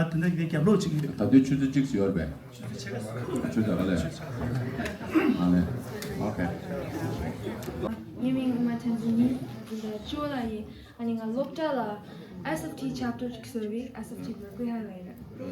Tanga karela tongi hitangma perikini la toimendo achieving intikiga chuchi. My first question is about hydropower electric dams in Tibet. I understand that hydropower electric dams are harmful as they displace Tibetan communities, kill Tibetans, and destroy Tibetan agriculture. But I also understand that modernization is needed everywhere, and that Tibet is in need of a power source for electricity. So I'm wondering if or how Tibet can implement a power source of electricity without being as How harmful. Tibet can? Implement a way for electricity without causing harm. What's your second question? Do you have a second question? Yeah. Actually, I won't. I have a quick question, more of like your response to this take. I went to a talk last year, and a professor at Columbia more or less said that like Tibet wouldn't be free or reach autonomy unless the communist regime collapses. I was wondering, like, do you agree with that? Do you disagree with that? Like, what's your take on that? Thank you. 现在有 That's it. So my question is this. So me personally, I think one of my greatest concerns is the continuation of the Tibetan Sunday schools, especially within exile. So whether that's in the United States or in Canada, I think that just as each subsequent generation goes on, we see a little bit of our diminishing culture and our language. So I was just wondering, what exactly is the CTA? Because I know that you mentioned the Department of Education, and I believe I did get to talk a little bit with the Department of Education minister, but I didn't really get a clear answer as to like what exactly the CTA was doing in support of the Tibetan communities and specifically the Sunday schools here. Just because I'm truly like a firm believer in education as a means of liberation, and so I was just wondering what the role of the CTA was in that. 아무디가 시간 디제르나 아니 가도 tundu shua bezen shing choose chapter na chalenang is some rakha tanabdal peagure. At one time we used to have so many SFT chapters around the United States. We're talking about 500 chapters in the whole of the United States. Now it has dwindled down to SFT chapters run only by Tibetan students. There are not many foreign students. You have to involve more non-Tibetan students in SFT movement. If it is only Tibetan, then there are so many other avenues. Why do we need so many different identities, pushing different agenda? So that could confuse many other people. So those days, of course, at the height of Tibet awareness in the United States, where you have the Beastie Boys and you have Hollywood and everything, and Beastie Boys performed all over the United States, they made money, and that was contributed to starting a lot of SFT schools, SFT chapters around many universities and schools. And now that we are more Tibetan students in different schools, the re-establishment of SFT chapters are very, very important for creating awareness on Tibet in the campuses and also in the academia. So your question was on hydropower. Hydropower in Tibet is not meant only for Tibetans. The larger hydropower output goes to Eastern China to feed all the industries that needs electricity to produce, and China is named as the factory of the world. So they need electricity, and they are using Tibet's transferring of Western hydropower to Eastern cities. That is the whole project. That is what the whole project is all about. It's not for the benefit of Tibetans. And you're coming to specifically your question, the Chinese government, because all these hydropower electricity projects were taken up by the provincial governments, and they don't care about environmental concerns or about Tibetans or the social impact of these developmental projects. So environmental and social impact, they don't even allow people, when the people come in to study Tibet's climatic conditions and all that, they don't allow these people to move and understand the social impact, right? So any developmental work that is taken, because Chinese government keeps saying, oh, your Sikyong goes around the world and talks about all the bad things that we are doing, but he's not talking about all the developmental work that we have undertaken in China. Unfortunately, Chinese are very unidimensional in their approach. They think that any solution to any problem is development. They don't see anything beyond that. So they think that if they build hydropower, the roads and railways and aeroplanes, the airports and all that, they think they did a lot of for Tibet. But development for whom? It's more to take Tibet's resources out of Tibet to China. It's not meant only for Tibetans. You build all these highways, Now they have a lot of projects. They have projects to build 35 airports in Tibet by 2030, 2035. Yeah? They have mega dams, many infrastructure and all that. But is it going to generate with the, okay, I'll stop here. But then so we have to ask Chinese government to do environmental impact assessments before they take up any developmental project, right? Now, even now, they say, according to some estimates, out of all the hydroelectric power they are building on the upper reaches of Yangtze, they are going to produce more power from solar plants in Tibet, right? And solar plants, when you build solar plants, of course, it's very nice to say we have renewable energy, solar plants good for environment and all that. But when you talk about these mega solar plants in different parts of Tibet, then all the area under those solar plants. Some of your parents who came from Tibet, like Jigrila here, he was part of the 1987 demonstration. If you listen to him, one day you should listen to his story. When I heard his story, it's like a movie. You feel like you're making a movie out of that, because he was a monk at that time. The bullets were whizzing past his ears and all that. He has a very interesting story to tell.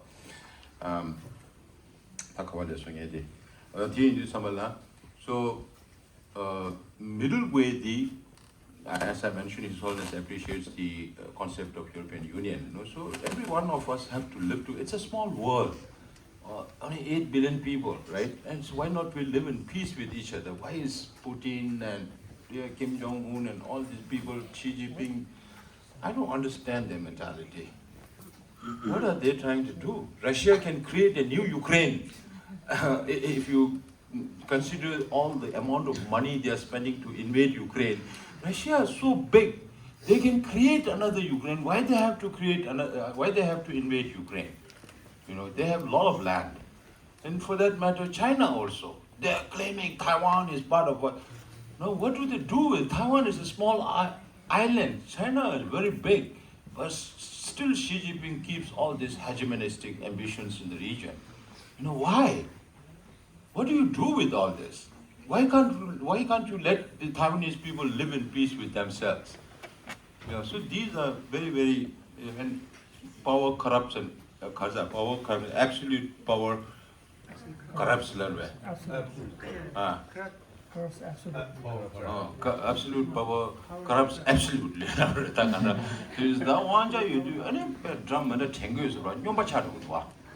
You get mad because of all the powers you have. There's better chance of getting autonomy. Of course, autonomy is not defined under international law, but there are a lot of practicing autonomies around the world. So we saw, even in the United States also, you have such a Chinese such a associated states and Canada, you have Quebec, right? The Nunavut people. Then in England you have Scotland, that is in Denmark you have Greenland as the autonomous state, and then you have Åland Island as part of the Finnish autonomy. Spain now Basque Barcelona the autonomous state. Under Italy you have South Tyrol and many other autonomous states. The autonomous mango study here. So is that if the central government and the state government can work out an agreement that's both beneficial to both, then it works. And we all can live in peace with each other instead of fighting. Right? And when you talk about self-determination, then you're talking about plebiscite, involvement of United Nations, monitoring referendum. Then the host country should also allow for such a referendum. But will China allow that? It's very difficult. But self-determination allows for any kind of opening. You can go for independence, you can go for if there are possibilities for plebiscite and a referendum, then self-determination is definitely a better option. But even people in the free world don't practice that. Sunday school, we are a refugee community. We are in exile, right? So most of our service delivery goes to Tibetans in India and Nepal. we cannot reach out to Bhutan.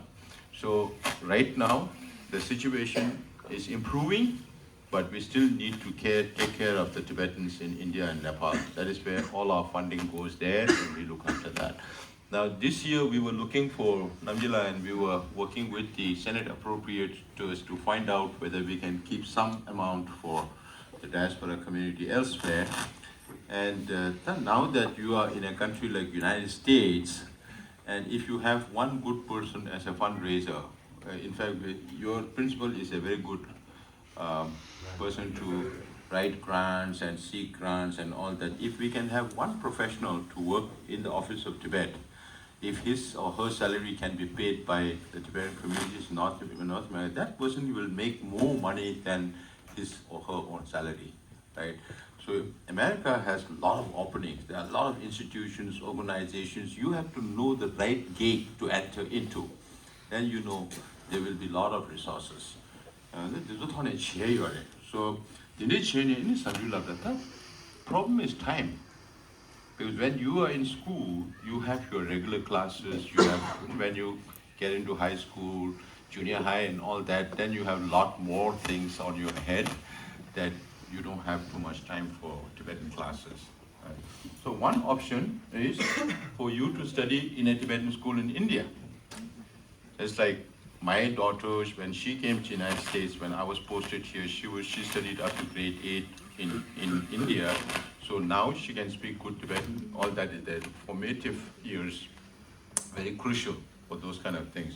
So if you cannot go to India, then the TCV, Tibetan Children's Village, has designated the lower TCV as school for children coming from outside India to study there. But this year there were only 5 new admissions.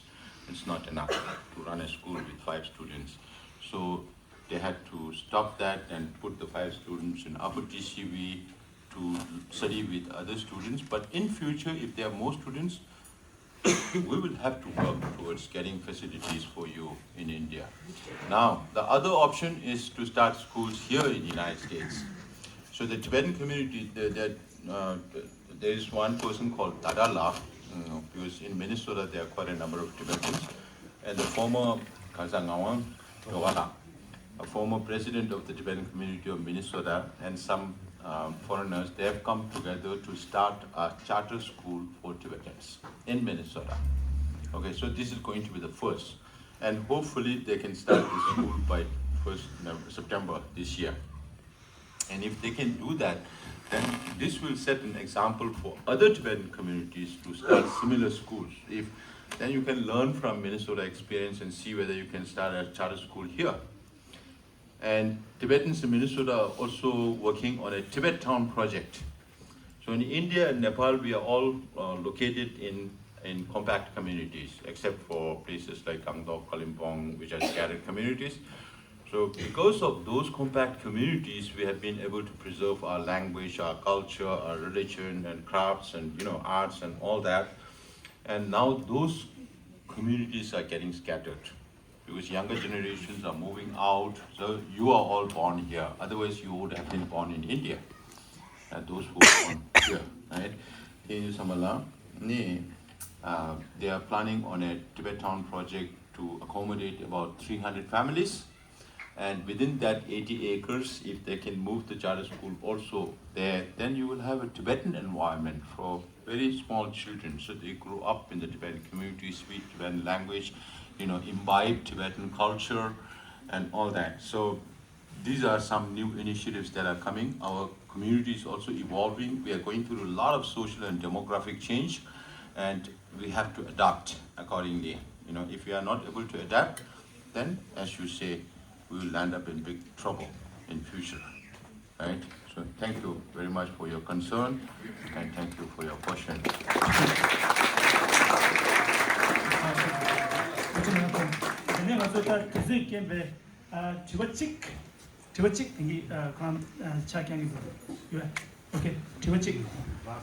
Last question.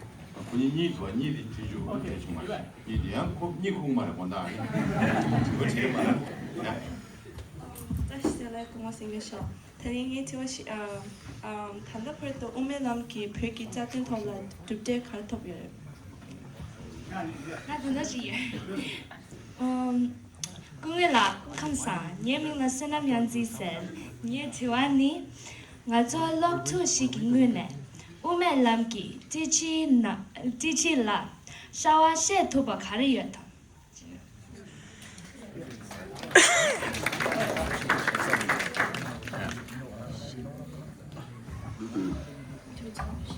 Who money or not? Today to Sambala, and into two young tweedy, Umelam Gicadilla, Tenere. Nato Ranze, Lat Dune, Yami Gojam Shagre, and in Nepal and two young Tugumale. Chesan and the Perne to Enjoy Nanola, Jesu, Gestamba, Gujunano, Yidon, the one young tweedy, Umelam Gicadilla, Tene, young one. Timena, and the Perne miss our young to a peck haburi, and I'm Tambushu Shigruba. On do시니 알레 담고 춘다도 시험에네 되게요. 아니 우메럼기 시주디고는 야나기 미망우치레 고도야고 빼요. Chinese intellectuals 나올라 근데 단다 되는 시기만 여러분이 지금 나도 삼바 당고 개미부고 되게 근데 제가 쉬려도 콘서트 설계래 신앙치기래. But when His Holiness starts speaking about what he meant by his middle way, and 콘서 신이 open up chart 오도와. Or Dalai Lama is not the same as the Chinese government is portray him to be. Sometimes I ask this question. His Holiness is chanting Umelam, Umelam, Umelam like a mantra. And the Chinese government keeps calling him as a separatist. So I keep telling them, who wants Tibet to be separated from China? Is it His Holiness the Dalai Lama, who's always asking for autonomy, or the Chinese government who keeps calling His Holiness a separatist? 가져버려 랍되기도 이 사람들이야 우메람기 돈에 아주 삼로 가리여버디 아주 우마스도 간데시기여래 니게디 야난 숑으로 바 겁다 쥐어투야 그래서 니 돈이네 니 돈주거든 아주 깨져 시험을 와 결림 제다 계산관 제다 콘 신제 게 시험을 아주 겁다 쥐어투야 다 now it all depends on whether the Chinese leadership have the political will to resolve the Sino-Tibet conflict or not. There is nothing wrong with the Umelam because Umelam is seeking a negotiated solution that will be, that will contribute towards more peace and stability in the whole region. So Umelam ki dumde penshawa manguyore, Ume kodo peare, gejijido na panyo peare, Umamasha bene gejijido na nyo peare kabore, tananga to resolve Tibet Act and look at yon to epe kabore. Because we have that space to reach out. If there is no space, and space right now the effort of this 16th cabinet is to take everybody along, whether you are espousing independence or whether you are espousing middle way. If you have to seek independence for future, then you have to prove the independence of Tibet in the past, which the independence seekers also should be doing. Through middle way, to gain value for middle way, we are talking about acceptance of this polarity. One polarity is the historical status of Tibet. So we can go together. Now a stage might come where things will evolve, where things will change, where we may have different opportunities. Then we have to reevaluate our situation and see what is best, for Tibet and Tibetan people. So you have to understand all this. I say His Holiness started thinking about Umelam since 1973. And when I say 1973, you have to understand what was going on in Tibet. The 10 long years of cultural revolution where they were destroying everything in Tibet, everything old. They disrobed the monks. They let the Tibetans walk over scriptures. To create message by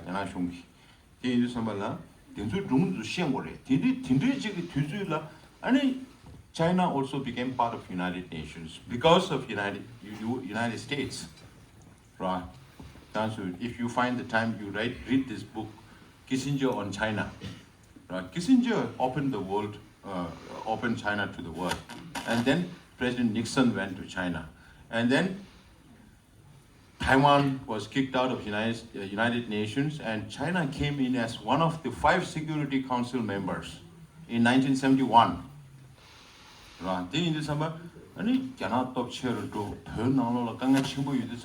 If you are in His Holiness' place, how would you place yourself? How will you think? that time, the crisis was to maintain the identity of the Tibetans. Right? Whether we get independent, even if we get independence, it doesn't make sense. He is about Pevek Mod Sungok Chedu, and Yawm Umelam Komoshe, and somebody in Shabbat Jabu Dea Yunguyarwa. If you understand the reason and the logic behind why His Holiness went for middle way, and then try to understand the global situation, even today, right? Even today, and America, Kazan Yeja, Biden, Gisai, Gemini, Result Tibet Act, the Sharim and the Shaba, Jacob Suchik and other Moneshigama. Tindig Nedang, some Samotan, and another Langa Kawa to set the tower. Langa got the usually Chandigan, Uzu Kevin go down dinner, so go nair mother Jiggy, Pato Saragamara. Isn't Langa just head we are. Langa just said, Shuma, broad chana, and ya, cock of Sabbath and the Yonsi, the Tayarwa. Okay. Tushana.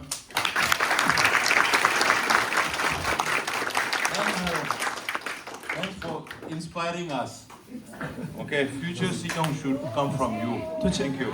Tuchena, this one.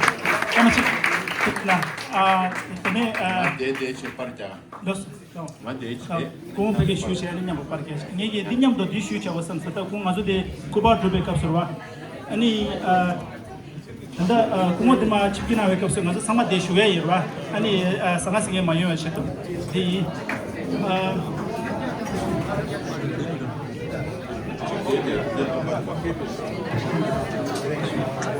Bây giờ. Come on, chick.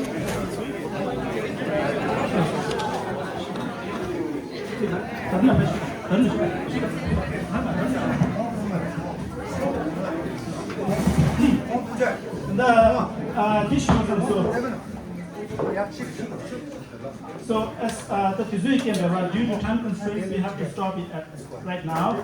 But as I offer my thanks to Kumo Sikyong, for his wonderful talk, and also for Kumo Namgyala for visiting us, I would particularly like to recognize and thank Darula. Darula, please. The reason why I would like to particularly recognize her is because she has master's degree in microbiology. She could easily work in a biopharma company here and there, but she's working for CTA, for Central Tibetan Administration, and that's a commitment. That's my boss. And I would like to encourage all the youngsters here to consider working for, in any capacity in Central Tibetan Administration in the future, right? Just like her. So she's our inspiration. I would like to particularly thank her.